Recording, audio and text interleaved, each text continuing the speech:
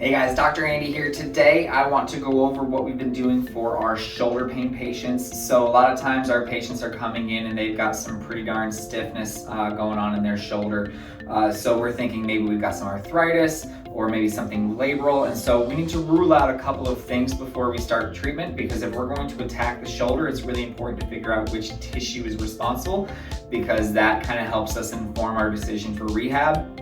But also depth of treatment for when we get to maybe some soft tissue techniques, whether we use like dry needling or shockwave, and how much we're thinking, are we trying to get internal joint to help with some degeneration or osteoarthritis of the shoulder, okay? So a lot of our patients, if they're thinking they're coming in with some degeneration of the shoulder and that's what they're trying to have treated, they're gonna come in with maybe some x-rays. So we're gonna start there, kind of look at what we're dealing with from there, and then move right into our physical examination, okay? So two things that we wanna rule out is the problem coming from the neck, right? Or is the problem coming from the rotator cuff? So the rotator cuff, of course, yes, is also shoulder, but it's gonna be a little bit more surface level versus if we're trying to go deep in, okay? So we're going to strain the neck and try and put pressure on the nerves coming from the neck and see if that reproduces any of the pain coming through the arm, okay? So first thing that we do is we're gonna get our hands on top of the patient, we're gonna press down. What that does is it squeezes the hole that the nerve comes out of. It will increase pressure on that nerve. And if it reproduces our symptoms, we know we could be dealing with a neck complaint, okay? So step one, straight down on the head. Then we make it a little bit harder. Let's assume that didn't cause any of our pain. So next step is make it a little bit more difficult, where we take that head and we're going to twist and kind of extend.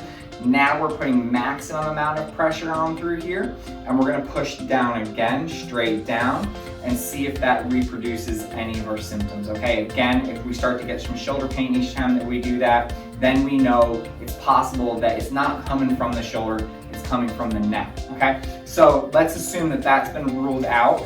Now we want to decide, do we need to go deep or are we going to go superficial, attacking the rotator cuff muscles, okay? So we got a couple of tests that we're going to do for that. The first one is called empty can. Arm comes out, thumb goes down. We push down on the arm. Let's assume that causes some pain. We might see some pain right through here. That's your supraspinatus muscle, okay? Next up, we're going to go palm up. We're gonna do the same thing, push, okay?